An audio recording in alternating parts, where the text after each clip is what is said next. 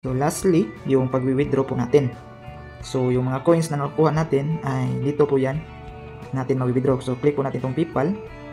So makikita po natin na itong mga withdrawal method nila, PayPal, GCash, Payeer, marami pang iba. So click natin kung ilan yung mga minimum dito yung mga withdraw natin. So try natin sa GCash. Disclaimer: the information provided by the speaker or presenter of this video or platform is for information purposes only and not to promote. All information is provided in good faith. However, we make no representation or warranty of any kind expressed or implied regarding the accuracy, legitimacy, adequacy, validity, reliability, availability, or completeness of this information.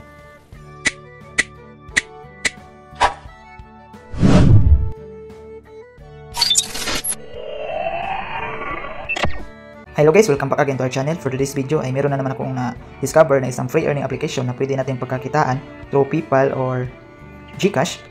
So, atin pong suriin itong application kung legit po ba ito or paano po ito laruin o paano po tayo maka-earn ng mga coins dito at maka-withdraw.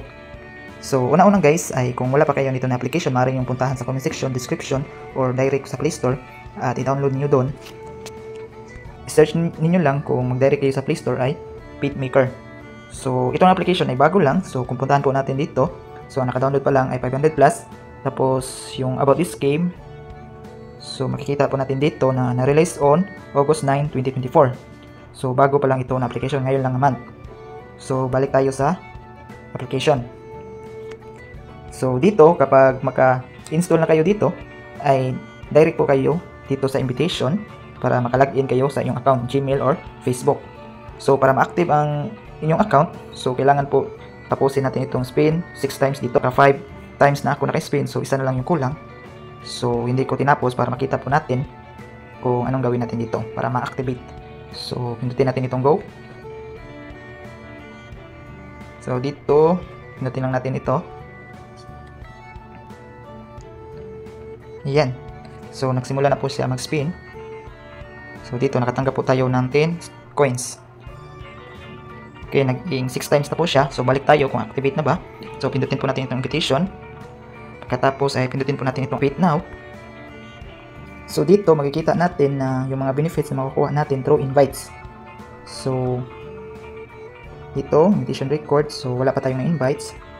So kung mag-direct kayo sa Play Store at need kayo ng code, so ito po yung code ko. So dito po ilagay ang code kung sino po yung nag-invite sa inyo. So para makakuha po kayo ng 100 coins.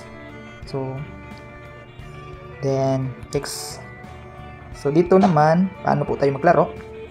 So try natin. So ang gawin lang po natin ay i-merge natin.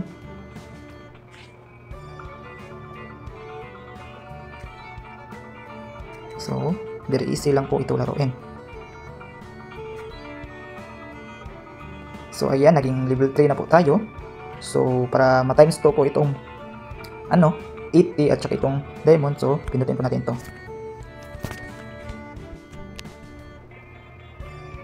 Okay, ayan, naging 160 coins po yung nakuha natin. So, okay. So, back muna tayo. So, ganun lang po ka-easy paano ito laruin. So, back tayo muna. So, dito naman, so, makikita po natin ito. So, mga task po dito. So, may tinatawag na delete task. Ito, delete task.